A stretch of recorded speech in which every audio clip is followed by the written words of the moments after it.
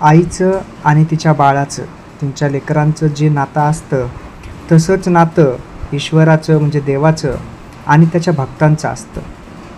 आपण जर एक सकृतदर्शनी विचार केला आणि आपण सर्व ह्या ईश्वरांचेच एक लेकरू आहोत, आपण ह्या ईश्वराचेच बाळ आहोत असं जर आपण मानत असू तर निश्चितपणे आपल्याला त्या देवामध्ये आपल्या आईचं मातृछत्र किंवा आईची माया दिसते. ह्याची जाणीव का होत नसावी असा बऱ्याच जणांना प्रश्नही कदाचित पडेल, परंतु त्याचं उत्तर आपल्याकडेच आहे. आपण जोपर्यंत त्या दृष्टिकोनातून पाहत नाही तोपर्यंत आपल्याला त्या गोष्टी दिसणार नाहीत. त्यासाठी आपला दृष्टिकोन योग्य असायला हवा. जेव्हा आपण एखाद्या विशिष्ट अशा दृष्टिकोनातून पाहू तेव्हा आपल्याला जी आपली आकलन क्षमता आहे तिच्या गरजेनुसार किंवा तिच्या आकलनतेनुसार आपल्याला समोर त्या गोष्टी दिसायला लागतात. म्हणून जेव्हा केव्हा आपण आपल्या भक्ती मार्गामध्ये किंवा या अध्यात्माच्या मार्गामध्ये ईश्वराचा विचार पहिल्यांदा करतो आणि आपली भक्ती, आपलं सर्व कार्य त्याला समर्पित करतो आणि जेव्हा हे कार्य तो देव स्वीकारतो, आपली भक्ती तो मनोभावे केलेली आहे म्हणून स्वीकारतो, आपल्या आचरणामध्ये खोटपणा नाही आहे, आपण कमवलेली संपत्ती चांगल्या मार्गाची आहे, आपल्याला कसल्याच प्रकारचे व्यसनं नाही आहेत, अशा जेव्हा आपण प्रामाणिकपणे जीवन जगत असतो आणि त्या मार्गातून जेव्हा भक्तीचा आपण संयोग घडवून आणतो तेव्हा ती भक्ती आपल्या पुण्याचा वाटा घेऊन जात असते. आणि अशा प्रकारे घेतलेला पुण्याचा वाटा हा ईश्वर देखील आपल्याला वृद्धिंगत करण्यासाठी म्हणजेच तो वाटा वाढवण्यासाठी मदत करतो. जसे आपण एखादे आपले पैसे असतात ते आपण एखाद्या बँकेच्या स्कीममध्ये गुंतवतो, म्हणजे आपण एखादं फिक्स्ड डिपॉझिट करतो, मुदत ठेवीमध्ये आपण ते पैसे गुंतवतो.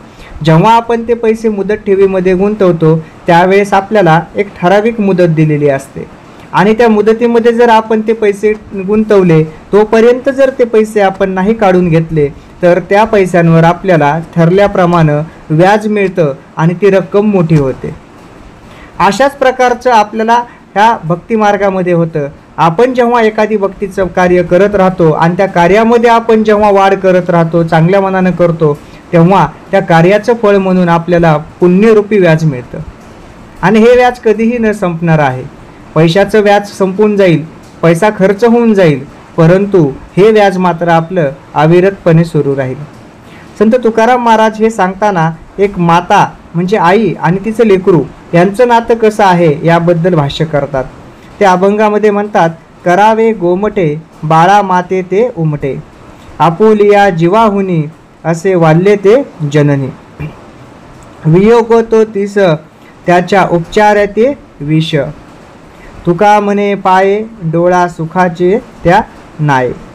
म्हणजेच काय की करावे गोमटे बाळा माते ते उमटे, म्हणजे काय, ही आई आपल्या लेकरासाठी खूप प्रेम करते, तिच्यावर खूप जीव लावते, ते लेकराचं पाहिजे तेवढं करत असते आणि लेकरापासून तिला लांब होणं हे आवडत नाही. तिला आपल्या बाळाचा वियोग जराही सहन होत नाही. बाळाचं कल्याण व्हावं, चांगलं व्हावं हीच तिची अपेक्षा असते आणि अशीच अपेक्षा ईश्वरांची देखील असते. ईश्वरांचे भक्त हे त्याच्या बाळाप्रमाणेच असतात. जशी आई मुलांचं वाटोळं किंवा वाया जाऊ देत नाही तसं ईश्वर देखील आपल्याला कधीच वाया किंवा वाटोळं होऊ देत नाही. आपल्याला सत्कर्माची बुद्धी देऊन चांगलं कार्य घडून आपल्याला योग्य मार्गावर प्रस्थापित करणं हेच ईश्वर करत असतो. आपुलिया जीवाहुनी असे वाल्ले ते जननी, त्या मातेला आपल्या जीवापेक्षाही जास्त काय प्रिय असेल तर ते तिचं बाळ. आपल्या बाळाला काहीही होऊ नये अशी तिची मनोमन इच्छा असते. स्वतःच्या जीवापेक्षाही जास्त पुढे जाऊन विचार ती बाळाचा करते. अगदी तसंच आपले देवसुद्धा, ईश्वरसुद्धा भक्तांची, त्यांच्या लेकरांचा विचार करतात. स्वतःहून पुढे जाऊन जर ते विचार करत असतील तर ते आपल्या ह्या भक्ताचं कसं चांगलं होईल याबद्दलच नेहमी ईश्वराच्या मनामध्ये विचार असतो. पुढे म्हणतात ते वियोग होतो तीस त्याच्या उपचार येते विष. समजा एखाद्या मातेच्या बाळावर उपचार करायचा असेल आणि त्या उपचार करण्यासाठी त्या बाळाला त्या मातेपासून अलग व्हावं लागत असेल, दूर व्हावं लागत असेल तर त्याच्यावर झालेले सौम्यदायक, शीतलदायक चांगले उपचार देखील त्या मातेला विषासमान वाटतात. कारण ती तिच्या लेकराचा विरह नाही सहन करू शकत, त्याच्यापासून दूर नाही जाऊ शकत. तसंच देव देखील त्याच्या भक्ताला त्याच्यापासून दूर करत नाही. जर कोणत्या अडचणीमुळे त्याचा भक्त त्याच्यापासून दूर जात असेल तर ईश्वर नेहमी ती अडचण दूर करून स्वतः त्या अडचणीमध्ये भक्ताच्या समोर येऊन आपण त्या भक्ताला कसं चांगलं ठेवण्यात येईल, त्या भक्ताच्या मार्गातले अडथळे दूर करण्यासाठी कशी भक्ताला बुद्धी आणि ज्ञान देता येईल, त्याला कशी ताकद देता येईल, त्याचं कसं मानसिक संतुलन व्यवस्थित ठेवता येईल, याचा विचार तो ईश्वर क्षणोक्षणी करत असतो. म्हणून देवाच्या भक्तीला कधीही नाही म्हणू नये. आणि आपलं पुण्यकर्म जर वाढवत ठेवायचं असेल आणि पुण्याचा साठा जर आपल्याला चांगला करायचा असेल तर देवभक्ती, नामस्मरण याशिवाय दुसरा उपाय तो कोणता नाही. जसं माता बाळाचं उदाहरण संत तुकाराम महाराजांनी दिले, तसंच उदाहरण आपल्या आयुष्यात देखील त्या देवाचं आणि भक्ताचं लागू होतं. पुढे शेवटी संत तुकाराम महाराज अतिशय चांगलं दृष्टांत देऊन आपले डोळे उघडतात. ते काय सांगतात? तुका म्हणे पाये डोळा सुखावे त्या न्याये. म्हणजे काय की जसं आपण एखाद्याच्या पायाला उष्णता वाढली असेल किंवा काही त्रास होत असेल, डोळे जळजळ करत असतील, डोळ्यांना त्रास होत असेल, तर त्या व्यक्तीच्या पायाला लोणी लावून किंवा काशाच्या वाटीनं तूप लावून हे घासत असतो किंवा मसाज करत असतो. असे मसाज केल्यानं काय होतं की त्याच्या डोळ्याला सुख पावतं, डोळ्याला थंडावा मिळतो.